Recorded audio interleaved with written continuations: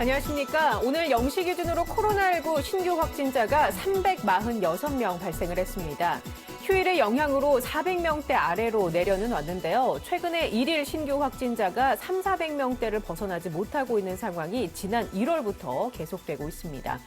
정부는 약 7주 동안 이런 정체 상태가 계속되고 있다면서 언제든지 다시 4차 유행이 올 수 있다고 거듭 경고하고 있는데요.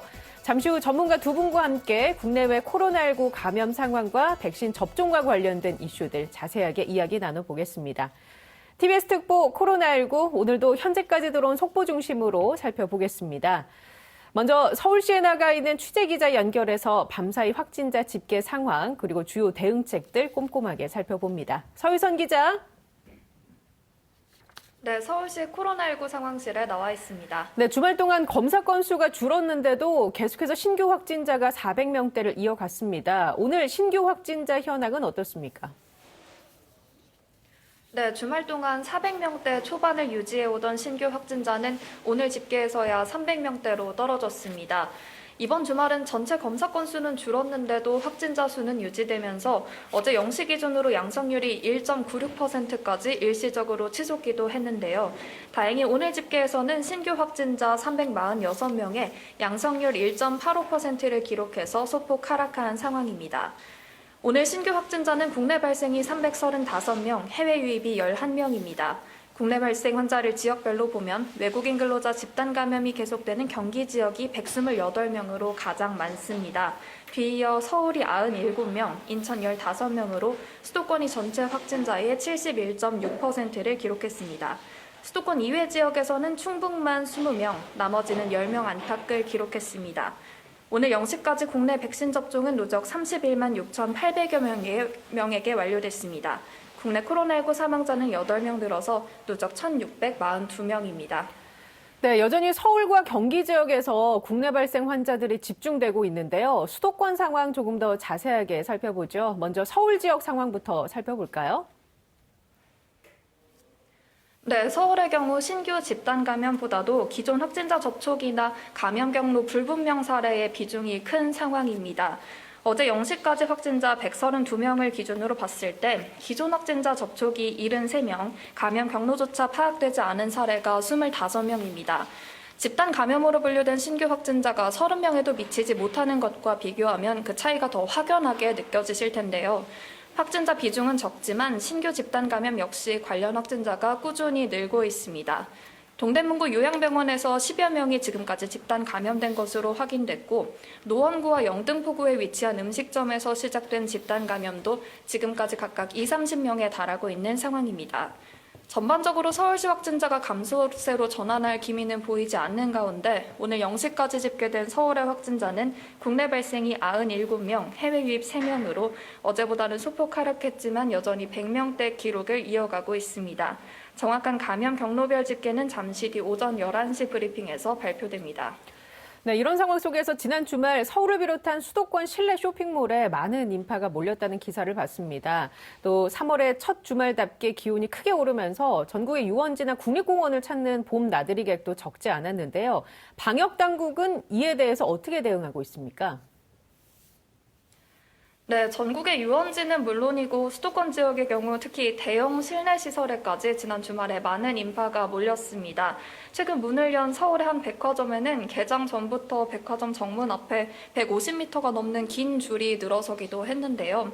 벚꽃 축제 때보다도 많은 인파가 몰리면서 당연히 거리 두기는 지켜지지 않았습니다. 정부는 4차 대유행의 가능성은 항상 존재한다면서 방역에 대한 긴장감을 풀 시기가 아니라고 재차 강조하고 있습니다. 이런 가운데 지난주 사회적 거리두기 개편안이 공개되면서 영업시간 제한과 사적 모임 인원 제한 조치가 언제까지 이어질까 궁금해하시는 분들이 많습니다. 정부는 앞으로 최대 2주가량 더 의견을 수렴한 뒤에 이달 중으로 최종안을 발표하기로 했고요. 또 개편안 적용 시점도 전국 기준으로 1단계가 될 때까지 미뤄뒀습니다. 주간 일평균 국내 발생 확진자가 거리두기 2단계 범위 내에서 유지되고 있는 현 추세라면 개편안 적용은 당분간 어려울 것으로 보입니다. 관련된 내용 더 자세하게 잠시 후에 살펴보도록 하고 마지막으로 서울시 지원책 살펴보겠습니다. 서울장학재단이 저소득가정과 코로나19 장기화로 어려움을 겪는 취업준비생을 대상으로 장학금 지원 계획을 발표했네요. 네, 그렇습니다. 서울장학재단은 서울 우수인재 장학금과 희망플러스 장학금을 각각 저소득 가정의 3, 4학년 대학생과 졸업 예정자에게 지급한다고 밝혔습니다. 지원 금액은 저소득 가정을 대상으로 한 서울 우수인재 장학금이 연간 400만 원, 올해 8월이나 내년 2월 졸업 예정자에게 지급되는 희망플러스 장학금이 연간 150만 원입니다. 신청은 두 장학금 모두 오늘부터 이달 19일까지 서울장학재단 홈페이지에서 하면 됩니다. 지금까지 서울시 코로나19 상황실에서 TBS 서유선입니다. 네, 서유선 기자 수고하셨습니다. 계속해서 국내외 코로나19 상황과 이슈 전문가 두 분과 함께 살펴보겠습니다. 서울대우 중앙대 약학대학 교수 강양구 TBS 과학전문기자입니다. 두 분 반갑습니다. 네, 안녕하세요. 네, 안녕하십니까. 오늘 0시 기준으로 신규 확진자가 346명이 나왔습니다. 제 생각에는 휴일 영향 때문으로 보는데 어떻게 보고 계십니까? 예, 휴일 영향이 확실히 있다고 봅니다. 중요한 것은 뭐냐면은 검사 건수가 너무 적다는 거예요. 예. 토요일부터 살펴보면은 토요일 날에 검사가 32,900여 건 되고요. 일요일 날이 21,000건 정도 됩니다. 그런데 오늘은 예. 어제보다도 더 줄었습니다. 오늘은 18,000건이니까 어제에 비해서도 3,000건 정도가 줄었고요. 평일이 요즘 확진자의 경우에는 보통 45,000건 정도를 일반적으로 검사를 합니다. 그런데 45,000건을 염두에 둔다고 하면 네. 거의 27,000건 정도가 검사가 덜 됐다 이렇게 볼 수 있는 거죠. 거기에다가 양성률을 따져보면 예. 지난 금요일부터 따져볼 경우에 지난 금요일이 1.07, 토요일 날이 1.27, 일요일이 1.96, 오늘이 1.85 이렇거든요. 그러니까 계속 양성률이 높아지고 있는 상황이고 그러니까 확진자 수가 줄어들지가 않거든요. 제가 지난주 금요일 날에 좀 걱정을 했는데 뭐냐면 이겁니다. 검사 숫자가 적다고 하면 확진자 수가 많이 나오는 지금과 같은 상황에서는 실제로 감염이 되었는데 검사를 못 받아서 감염된 사람이 지역사회에 쌓일 수 있는 가능성이 있는 것이거든요. 그렇게 될 경우에 산밀 조건을 만나게 되면은 예. 이게 감염 확산이 일어날 수가 있습니다. 그것 때문에 그러는지 아니면 그런 우려가 있다고 생각해서 그러는지 방역 당국이 검사 건수를 좀 더 늘리겠다고 지금 네. 얘기를 하고 있거든요. 지금 이런 문제를 종합적으로 파악한다고 하면은 지금의 확산세는 잡히지 않고 있고 확산세는 좀 더 어려운 방향 쪽으로 가고 있으면서 상황이 좀 좋지 않다, 내용적으로 이렇게 평가할 수 있을 것으로 생각이 됩니다. 그 말씀해 주신 것처럼 방역 당국이 하루에 검사 역량을 50만 건까지 늘리기로 했다고 밝혔는데 선제적으로 이 측면 뭐랄까요? 효과가 있을까요? 저는 이렇게 해야 된다고 봅니다. 왜 그러냐면 여태까지 우리나라는 검사 건수를 늘릴 경우에는 순간적으로 확진자가 좀 늘어나기는 했지만 오히려 통제를 잘하는 방향으로 갔던 경향들이 있거든요. 또 그런 경험들이 있습니다. 그런데 지금은 계속 확진자가 많이 나오는데 검사가 안 되고 있고 검사하는 분들이 많이 기다리고 있고 이런 여러 가지 요인이 있다 보면은 특히 많이 기다리게 될 경우에는 검사를 받아야 되는 분들이 네. 너무 많이 기다리는 것 때문에 검사를 안 받으려고 하는 경향이 생길 수도 있는 것이거든요. 이런 점을 감안한다고 할 때 50만 명 수준으로 하루 검사 건수를 늘린다고 하는 것은 매우 중요할 것 같고 좀 시급히 확충해야 될 그런 문제가 아닌가 이런 생각마저도 듭니다. 그때 지적해 주신 것처럼 검사 역량이 그러니까 방역 당국의 인력이 좀 분산이 되면서 검사 쪽에서 일을 하시는 분들이 좀 줄어들었기 때문에 검사 건수가 줄어든 것도 있고 개인적인 차원에서는 경각심이 좀 낮아지면서 검사를 받으러 가지 않는 개인들이 늘고 있어서 이렇게 전체적으로 검사 건수가 줄었다고 얘기를 해 주셨잖아요. 네, 그렇습니다. 예. 이제 이번에 검사 건수가 는 게 저는 정세균 총리의 의지가 강하게 반영된 것으로 들었는데요. 정세균 총리가 약간 좀 답답해했다라는 이야기를 들었습니다. 왜냐하면 지금 300명대, 400명대 박스권에 갇혀가지고 방역 상황에 호전될 기미가 보이지 않고 있지 않습니까? 그러니까 이제 한편에서는 이제 거리두기 개편 같은 것들을 고민을 하면서 설 연휴 이후에 방역 상황이 상대적으로 좋아질 것을 염두에 뒀었는데 백신 접종이 시작되고 거리두기 완화 단계 안까지 마련해 놓았는데 계속해서 지역사회 방역 상황이 좋지 않으니까 정세균 총리가 도대체 방역에 어떤 문제가 있는 것인가 하고 이제 강하게 질책을 했던 것으로 들었고요.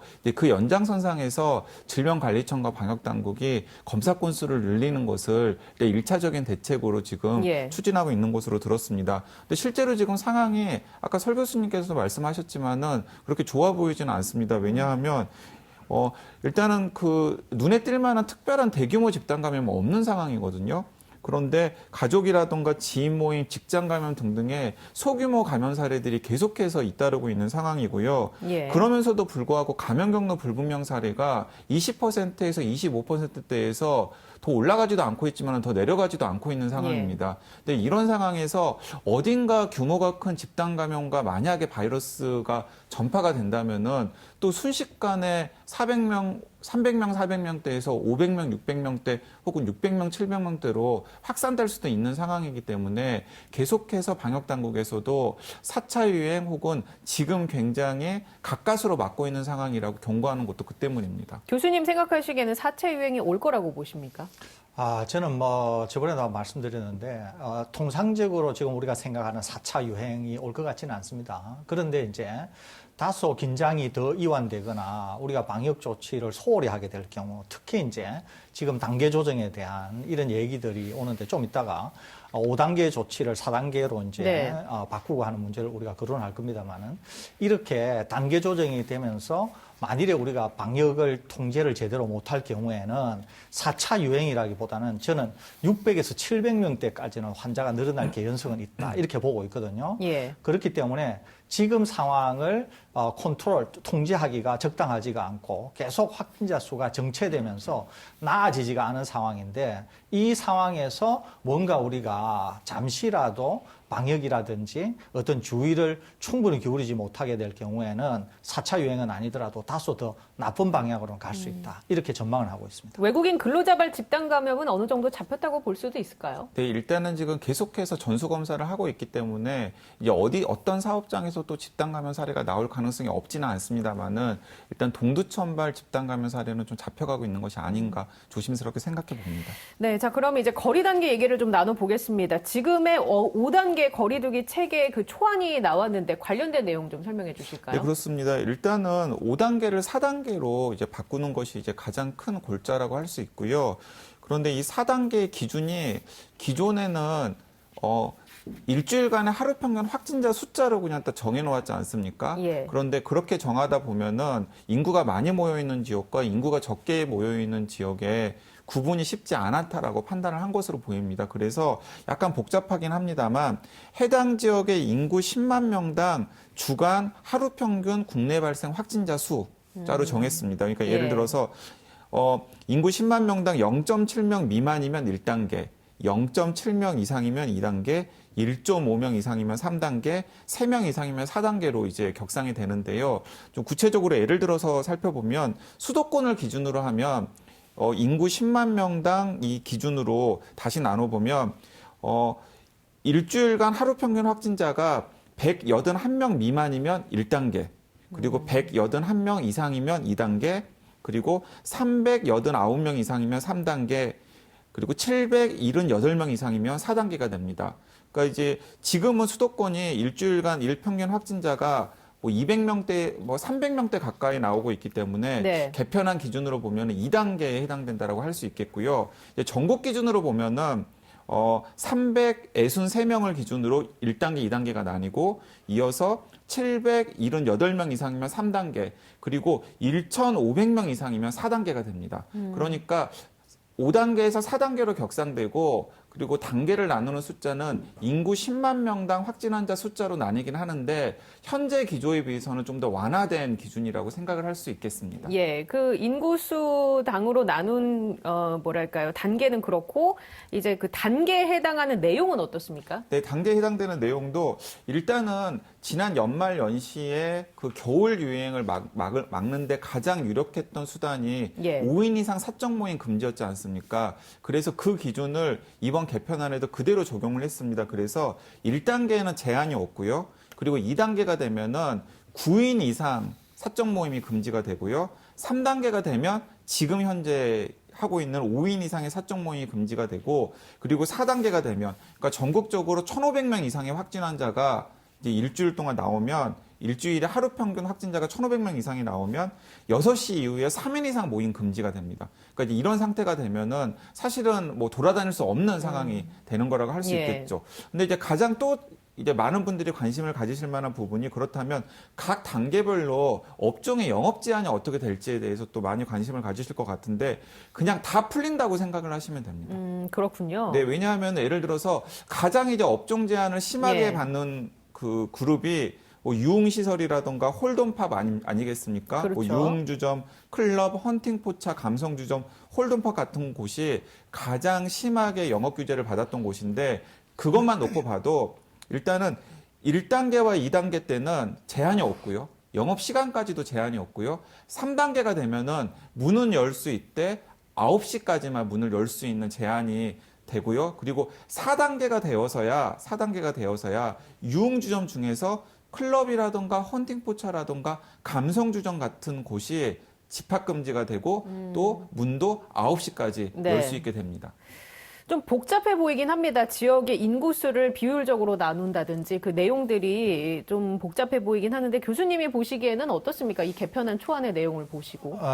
내용은 좀 복잡하기는 하지만 사실은 복잡하지는 않습니다. 예. 기본적으로 이제 일관성이 있다고 보는데요. 제가 이제 오히려 좀 걱정하는 것은 뭐냐면은, 이 개편안에 있어서 이 기본 철학이 뭐냐라고 하는 거예요. 기본 철학은 뭐냐면은 자율과 책임이라고 하는 거거든요. 예. 그러니까 여태까지 방역을 중앙정부 내지 지자체가 끌고 갔다고 하면은, 이제 4단계 개편을 하면서 시민 각각이 또는 업소를 운영하는 업주분들이 자율과 책임을 가지고 이제 운영한다, 이런 것이거든요. 예컨대 집합 금지는 거의 4단계나 이렇게 굉장히 엄중한 시기에만 집합 금지를 하지, 그 이외에는 영업장이든 어떤 것이든 시간의 제한만 있지 거의 다 열어준다는 거거든요. 그러니까 자율과 책임을 가지고 한다, 이런 거거든요. 그런데 이제 제가 걱정하는 거는 뭐냐 하면 이겁니다.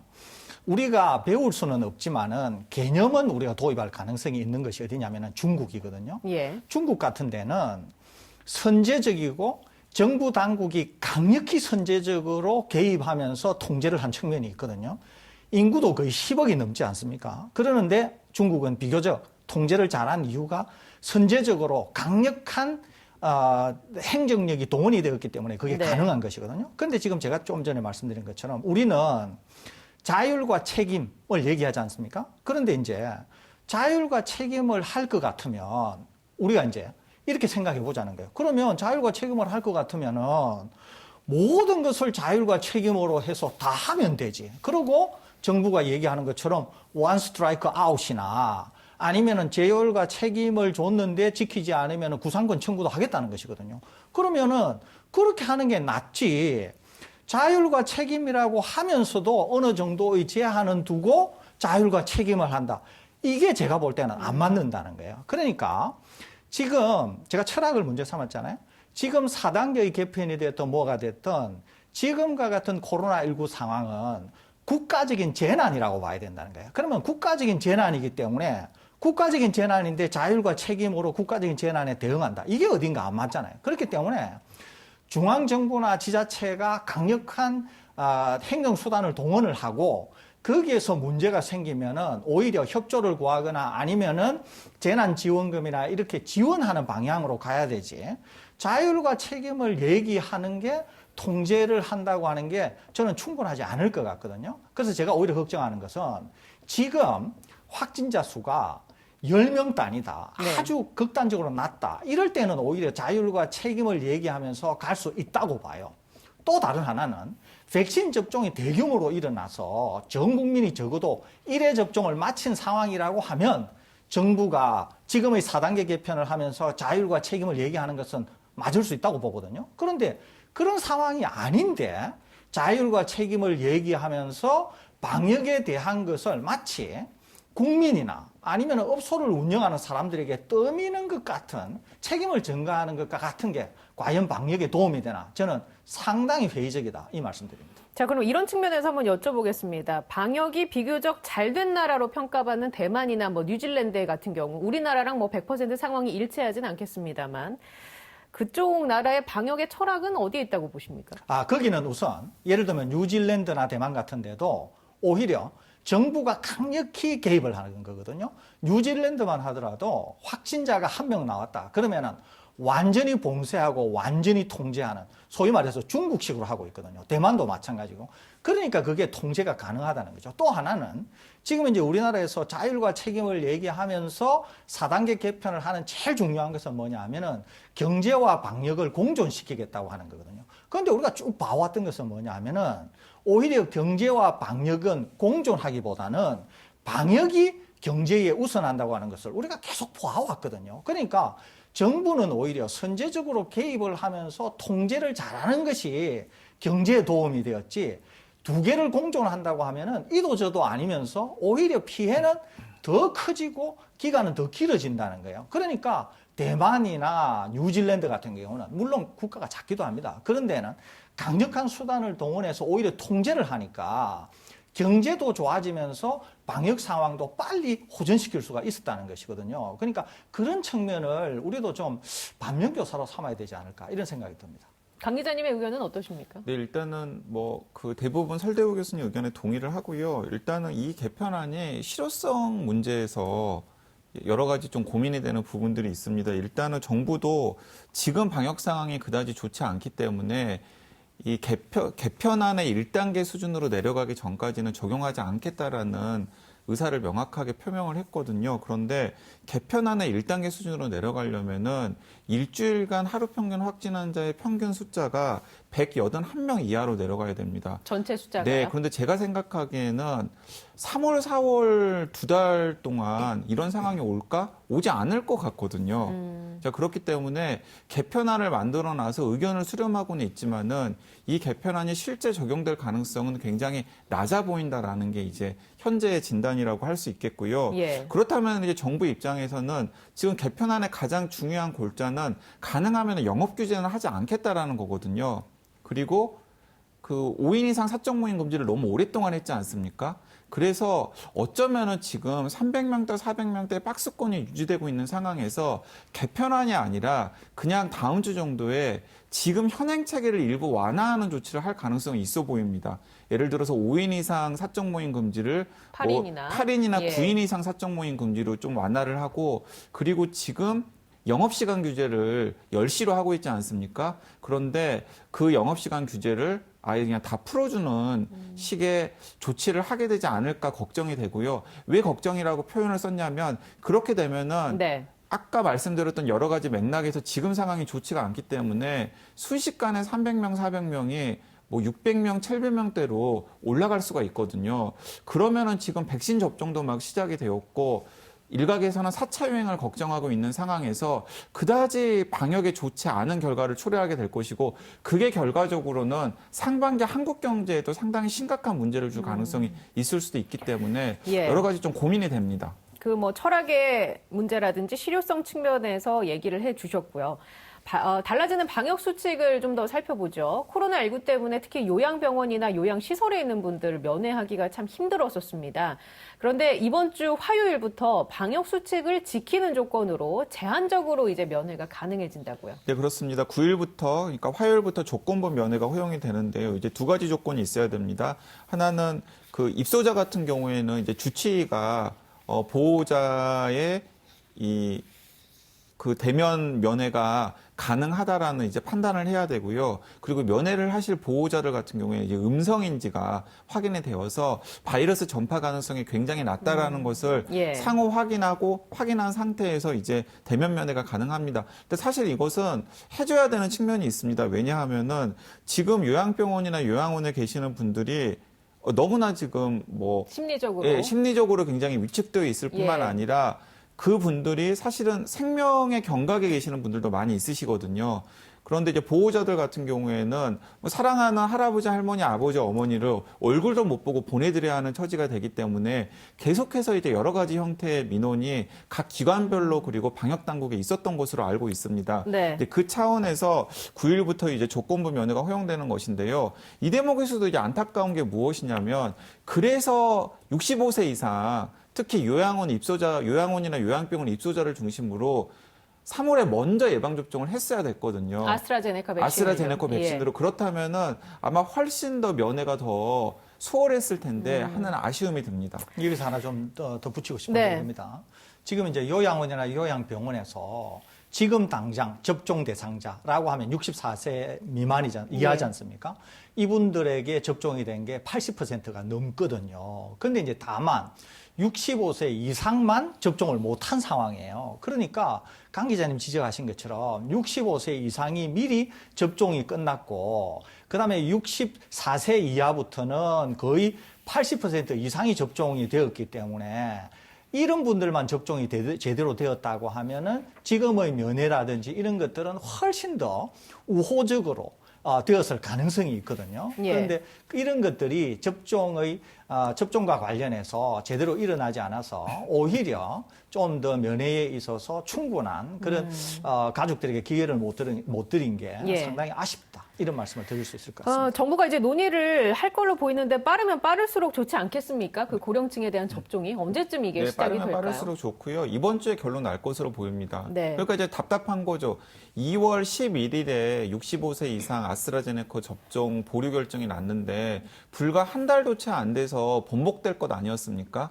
그때 설대우 교수님이나 저나 계속해서 그런 결정을 해서는 안 된다라고 이야기를 했었는데 굉장히 맥락 없이 잘못되게 그런 결정을 했다가 지금 다른 나라들에서 이제 번복을 하니까 우리나라도 이제 따라가고 있는 모습이 되었는데요. 예. 일단 이제 뒤늦게라도 정정이 된 것은 굉장히 잘된 일이긴 합니다만은 어떤 식으로든지 간에 좀 하루라도 좀 빨리 해야 되지 않을까라는 생각이 듭니다. 지금 들려오는 이야기로는 이번 주 안에 그러니까 주 초에 예방접종 전문위원회가 열려서 예. 거기서 아스트라제네카 65세 이상 접종이 승인될 가능성이 굉장히 커 보입니다.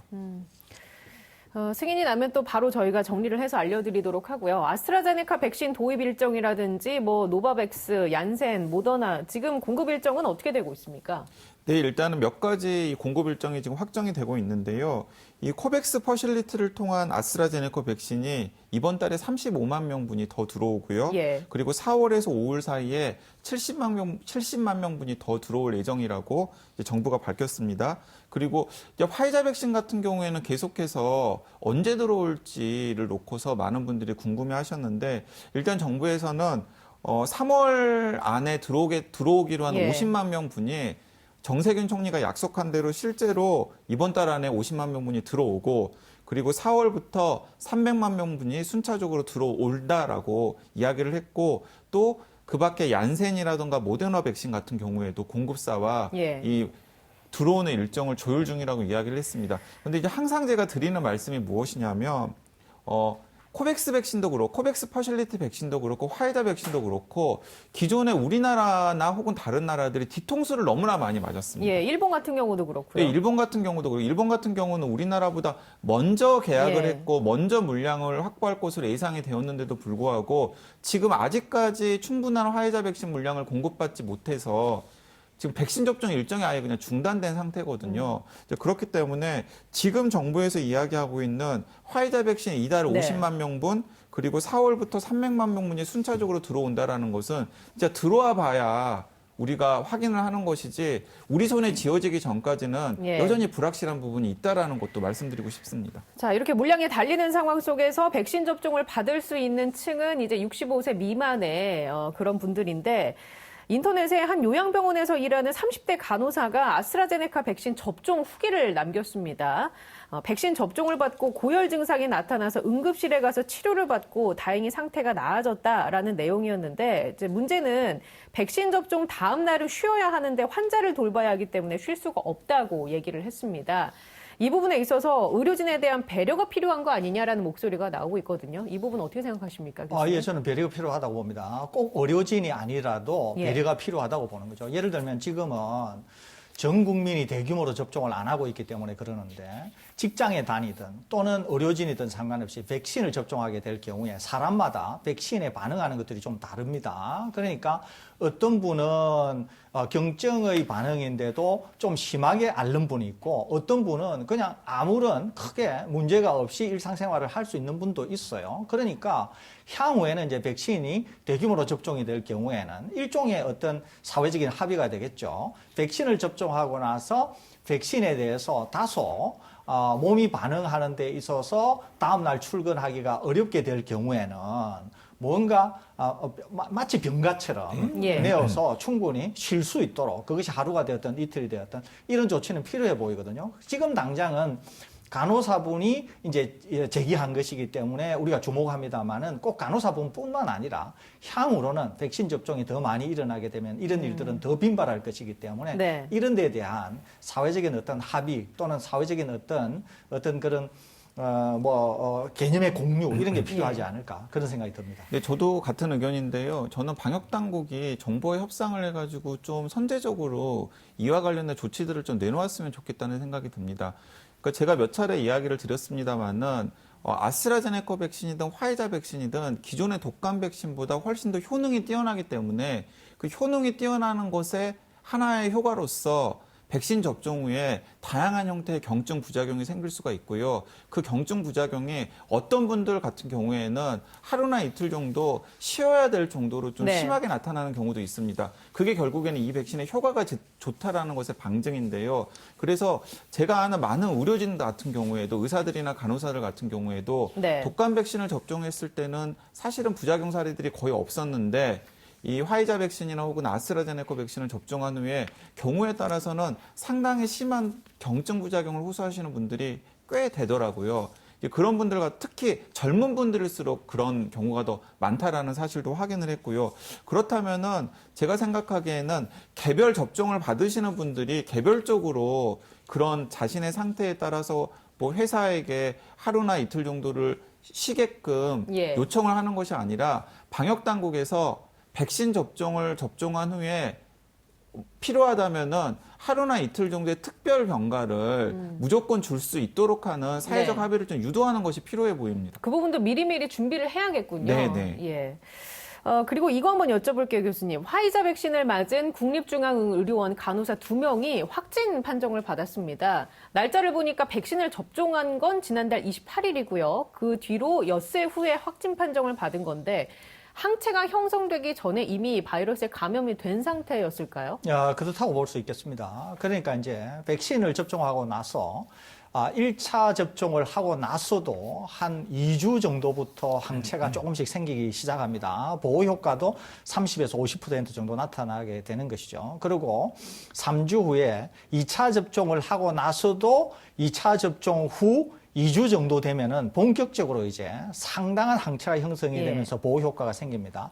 심지어는 2차 접종을 마치더라도 아주 극소수의 분들에게는 감염이 일어날 수가 있어요. 그런데 지금 이 간호사분 같은 경우에는 1차 접종을 하고 나서 아마 환자를 돌보는 상황에서 어떤 상황이 되었는지는 모르지만은 감염이 되는 거 아닙니까? 이런 감염은 굉장히 흔히 일어날 수 있는 거기 때문에 무슨 특별한 일은 아닙니다. 다만 예. 꼭 기억하셔야 될 것은 우리가 당국이 이런 얘기를 많이 하죠. 백신 접종이 되더라도 전 국민이 집단 면역에 도달하기 전까지는 마스크나 개인위생을 철저히 해달라 이런 말씀을 드리면은 많은 분들이 이런 얘기를 하세요. 아니 그러면은 백신을 접종했는데 백신을 접종한 효과가 뭐야? 이렇게 예. 물어보는 분들이 있거든요. 백신을 접종했는데 그게 보호 효과가 안 되고 계속 마스크를 써야 될 것 같으면 백신 접종을 왜 하지? 이렇게 물어보는 분들이 있거든요. 꼭 예. 기억하셔야 될 것은 백신은 그 어떤 백신이든지 간에 100% 예방이 안 되기 때문에 백신을 맞고 나서도 내가 감염이 될 수 있고 아주 낮은 비율이기는 하지만 내가 감염이 되고 나서 그 감염을 남에게 전파할 수 있기 때문에 전체가 집단 면역에 이르러서 바이러스를 채취할 때까지는 다들 마스크를 착용하든지 거리두기 이런 것을 통해서 어느 정도 조심을 해야 된다는 것이거든요. 그런 하나에 의해 이 간호사분이 조심 안 했다는 게 아니라 계속 환자를 보고 있기 때문에 네. 감염의 위험성이 아주 높았고 백신을 맞고 나서 어떤 감염의 상황에서 감염이 된 것이기 때문에 이런 일들은 향후에도 계속 관찰이 될 가능성이 많습니다. 그 누가 되었든지 간에 백신을 접종하고 나서도 여전히 감염의 위험성이 있다. 이렇게 이해해 주시면 좋지 않을까 싶습니다. 그 백신이 만능이 아니다라는 얘기를 해주셨는데 우리보다 먼저 백신을 접종한 국가들을 보면 어떤 사례들이 있는지 좀 시사하는 바가 있을 것 같아서 관련된 내용을 준비해봤습니다. 손정인 기자의 리포트 먼저 보시고 이야기 나누겠습니다.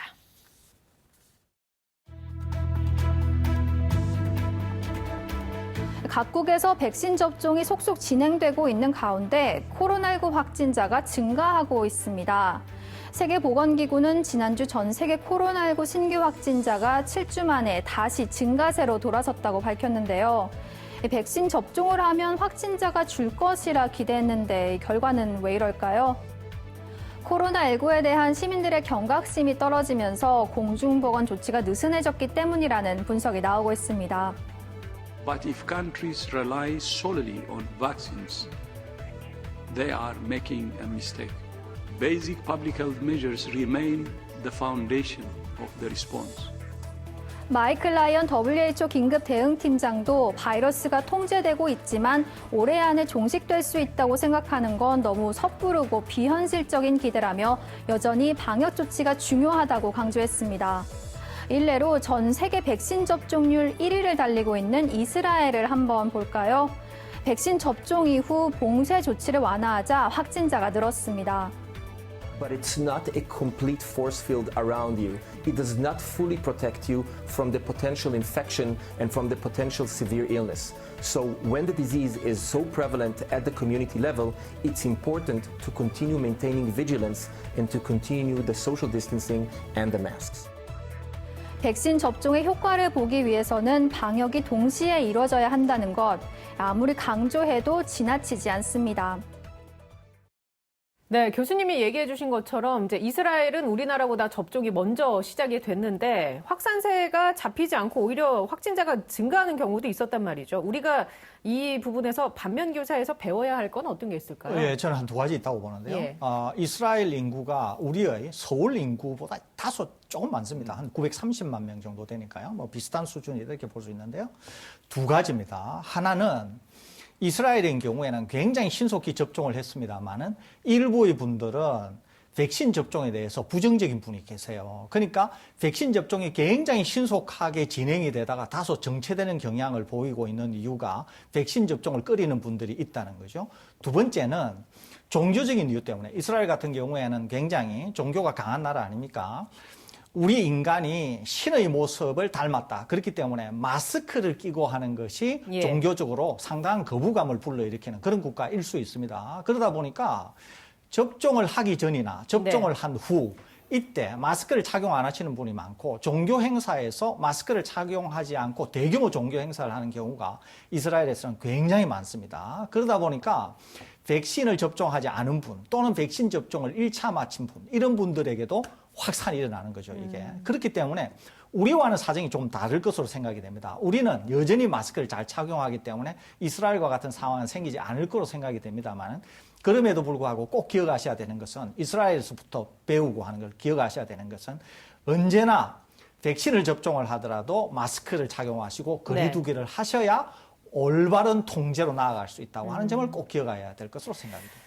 이 부분은 어떨까요? 이스라엘이 접종을 신속하게 했음에도 불구하고 확진자가 많은 이유는 혹시 뭐 계절적인 특성이라든지 아니면 뭐 변이 바이러스의 영향이라든지 이런 것들은 아닐까요? 있습니다. 일시적으로는 이제 그런 영향이 있는데요. 이제 이스라엘이 12월 셋째 주부터 접종을 시작한 다음에 1월 셋째 주까지 한 달간 3배로 확진 환자가 늘었거든요. 예. 이제 거기에는 이제 그때가 이제 이스라엘도 북반구기 때문에 어쨌든 한참 겨울 유행 우리나라랑 시기가 딱 일치되는 시점이라는 것도 분명히 있고요. 거기에다가 백신을 접종을 하면 아까 그 국립중앙의료원 간호사의 감염 사례도 나왔습니다만은 네. 바로 바이러스를 보호하는 효과가 생기는 건 아니거든요. 그렇기 때문에 최소한 한 달 정도는 굉장히 주의를 기울여야 되는 시기가 있는데 이제 그 시기를 참지 못하고 많은 분들이 이스라엘 정부는 이스라엘 정부대로 방역을 완화하고 또 특히 젊은 사람들을 중심으로 방금 설 교수님께서 이야기하신 것처럼 마스크를 착용하지 않고 경각심이 낮아지고. 그렇죠. 예. 뭐 이동량이나 접촉량이 많아지면서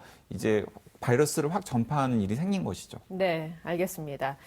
자, 오늘 다양한 얘기 나눴는데요. 못다한 얘기는 또 내일 다시 나누도록 하겠습니다. 지금까지 설대우 중앙대 약학대학 교수, 강양구 TBS 과학전문기자였습니다. 저도 여기서 인사드리겠습니다. 건강한 하루 보내시기 바랍니다. 고맙습니다.